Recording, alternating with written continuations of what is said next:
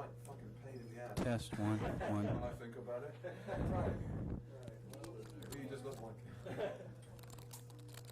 Maybe after the shoot you'll got the personality profile too.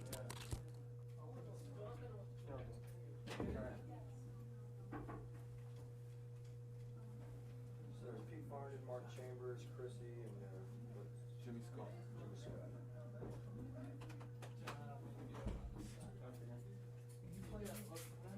What now? Okay, you're just gonna take it. Alright?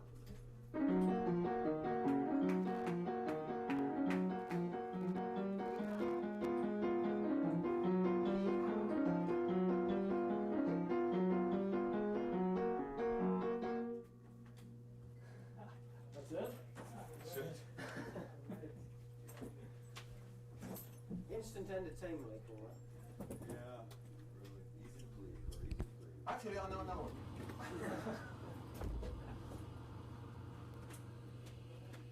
Now for the flip side. This is nice. Jeez. Ask him to repeat everything, every single sentence. I had to ask him to keep repeating it because I couldn't understand what he was saying. I mean, not one word. Yeah, it's not English. It's very. Ended up, he said, "Why, you know, you got a really strange accent, and even though you wear an earring, you're all right." Do you know any Ted Nugent songs? I don't think he'd even know the Ted Nugent, actually. He was fucking, you know, way out there somewhere. Good God. Did Chrissy want to come in and join us, or would she rather not? She's a bit tired of it. I don't think so. Also, she doesn't like a haircut right now, so. I heard you two are the most eloquent in the band anyway. Oh. Someone's been talking again. Good, we're going, right? You know, the only reason we're the ones who do interviews is because we're the only ones with our own teeth. Ooh. The real pearl. So tell us about Fort Pierce. That was the kickoff for this. Is your second trip to the States? Third. Third. Yeah, it was a bit it was a bit like a rehearsal, really. It was an opening sort of gig, quite sort of thing, to warm up, like a warm-up date. We played with 700 people in like a 5,000 capacity place. I don't think anybody down there had heard of us. Which, you know, I mean, that's fair enough. But, you know, the promoter could have told us. What usually needs to be worked out on the kickoff date of a tour? Is it just getting yourselves accustomed? First of all, making sure all the equipment's working, you know, because it's been flown over and all that business. Until you remember the other members of the band. You know, 9 months since we did any gigs, man. 9 months. The last tour we did, besides just a couple of gigs in England just before we came over here, it's 9 months since we did a proper tour, which was over here. We finished in October. We did August, September, October over here. We've been in the studio non-stop. No gigs. So, I mean, like, I'm looking at the guitar and thinking, oh, yeah, I remember this. How much do the Pretenders rehearse when you're not in the studio or on the road? Well, this is the start of a world tour, and we had, like, 3 days in a little studio and 3 days, so, like, 6 days of a few hours at a time. Not for a enough. world tour, you know, we finished in March in New Zealand, and that was the rehearsal for the world tour, 6 days. No, I like it rough, you know. I mean, you know, I'm sick of seeing bands that, you know, like, so polished. It's almost like going to see, you know, I tell you, it's not going to be long before you see some bands coming up with a conductor with a stick. Yeah. You know, okay, everybody knows their parts. You know, it's all polished, smooth. You know, it's going to be right. You know, the lights are going to go like this. The flash pots are going to go like that all at the right time. You know, I don't. You know, I just can't get off on it. Unless there's like a lot of musicians in the band, all you need to do at a rehearsal is get to know the arrangements. When you get logged into the arrangements, then you just get on stage, and that's where you start to learn what you're doing again. So the rough edge is important to your band. Just certainly, I mean, you know, yeah. It's more fun like that. As far as I go, when I go and see a band, I like to see them like looking at one another, wondering where they are, you know, in the song. That's what's entertaining for me. You see, if we do a bad gig tonight now, see that we can come back and say, well, we told you it was rough, you know. That's the way we are. But of course, it won't be. It'll be great. Yeah, can't be held accountable for it. Who's conducting tonight? I don't know. How many days does this world tour entail? I don't know. 70. I know it's 7. We're doing 70, between 70 and 80 shows here over the next 3 to 3.5 months, finishing at the end of October, beginning of November. Yeah, November the 9th, I think we finish. Then I think we get like 3 hours off. I thought it was 4. We get given enough money to send postcards home, and then we go to Japan. No, then we do another UK tour, then we do another European tour. European tour, then we go to Japan, New Zealand, and the States. Australia. So the record you just recorded will be out when? That's something that's months down the line. Well, it should. I think I heard it was out yesterday or something. Oh, it is? Official release, you know, but you know, it sort of like gets sort of let loose over a period of a week.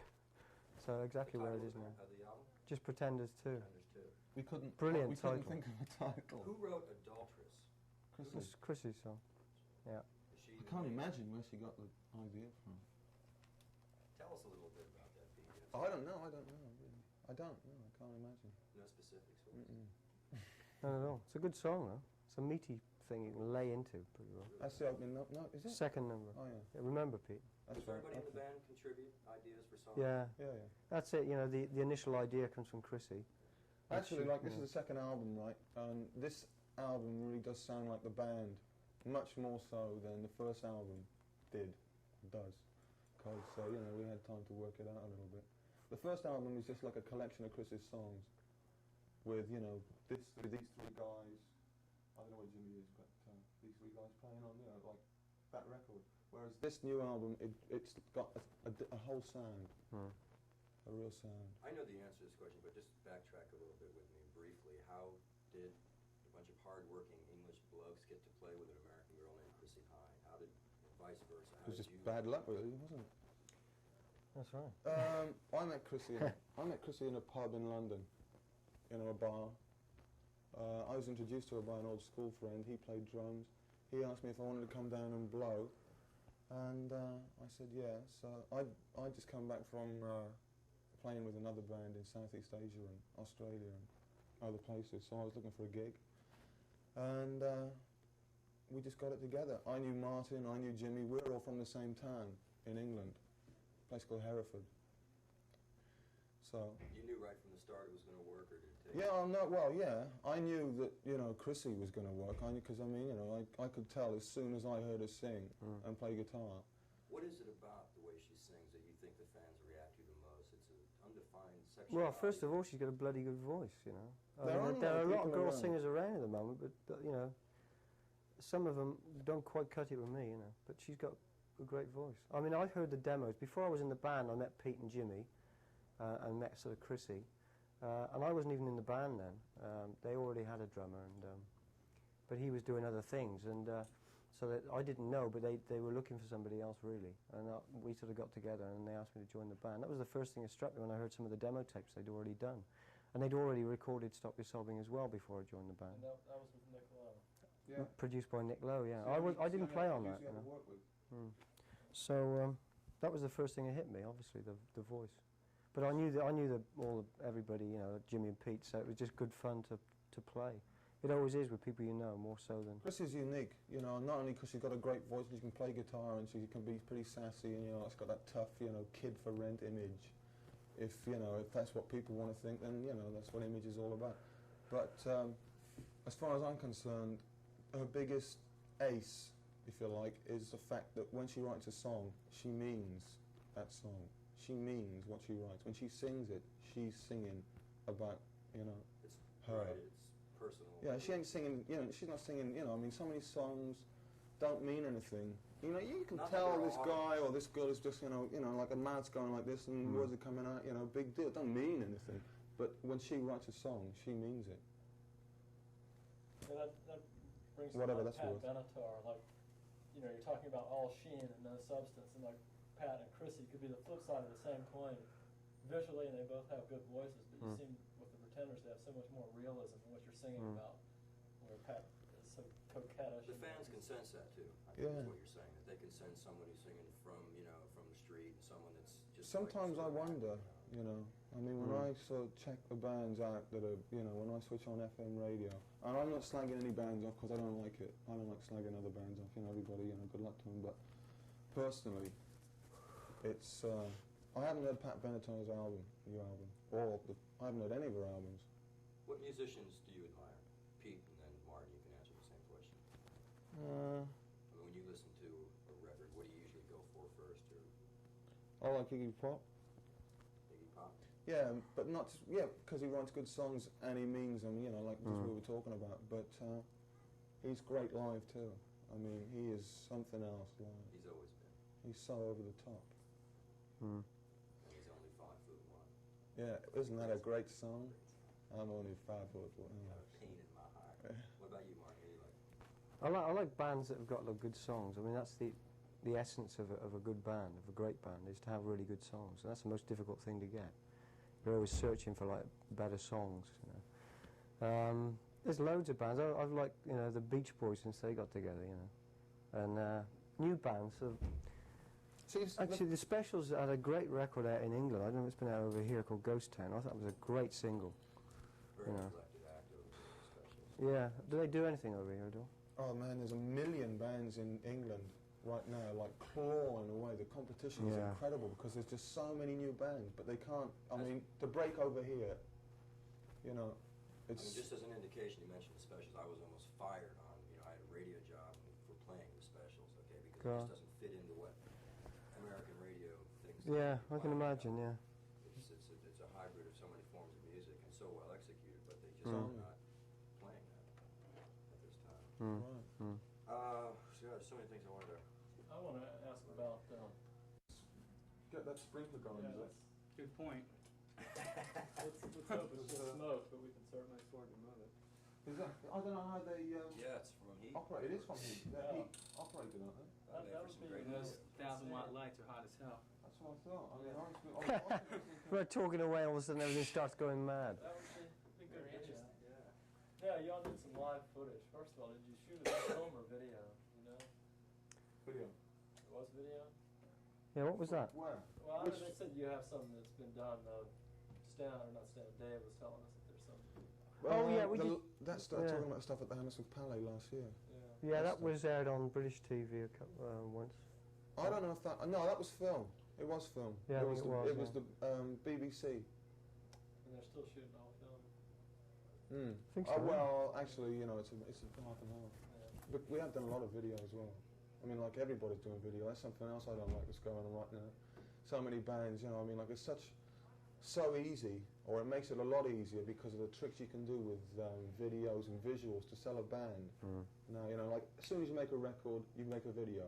I mean, you know, when you play a guitar and you join a band, you didn't do that. You didn't do all that just to like, you know, get your face on the TV and make films. You did it because you wanted to play music. But now it's taken for granted. You've got to make a video because it sells a record. You know. So you end up spending more money making a video you do making a bloody record in the first place. Yeah. Which is a bit ass You backwards, think the really. video that you've done has worked. Like I've seen a couple of Pretenders videos that Yeah. don't hit me at all the way No. the album does. Well, it's just it's the sort of way that, you know, you've got to have a balance. You've got to do a video, you know. But Well, it's probably because you know we don't give a monkey's fuck up. Sorry, we don't care about videos enough. You know, I mean, if we did, we'd probably make good videos. I think the ones we've done are okay. You know. It might be the time that now that the marriage of video and music is playing such a major role in its exposure. I mean, certain records that won't get played on the radio, the video will be played on television. Yeah. So yeah. I think That's all right, of us actually. I know what you mean because you know it's so difficult to get a band across on television with the sound. You know, to get a good live sound coming out of a speaker this big, which is great. You know, what we were talking about earlier about hooking TVs up to stereo systems. You know, I mean, it's so obvious. I don't know why it hasn't been done before.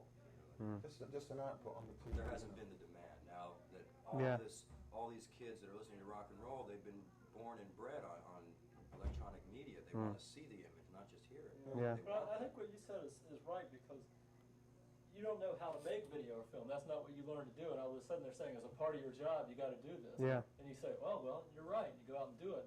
And maybe that's not the right thing. Well, it could be good if you got a good director. You know. There again, Got he's, a good you know, director, somebody you trust, then it could work. But you know, I mean, like, what do I know about video? You know, I mean, I can think of bands with film school background, maybe XTC or Yeah. Devo, where they know the medium as well. They're the ones who should do it. But I'm wondering. Well, they worked with Chuck Statler, didn't they? Yeah, Devo. exactly. But they have a lot of input into it. Yeah, it's a question of finding somebody who has the insight into knowing what the band's about, so that you can start off on the right foot. Otherwise, you end up with lazy something. too, you know, basically. Yeah. Okay, let's wrap this up. I wanted you to say something to South Florida from Martin and Pete. Okay, I'd just like to thank all the mosquitoes in South Florida that have given me hell over the last 3 days. Thank you. Yeah, I skied for the first, water ski for the first time down here, you know. Gave me an enema, actually. But that was pretty good, so. I'll be back. Very good. Have a good tour. Thanks. Okay. We're going to go and eat now, so...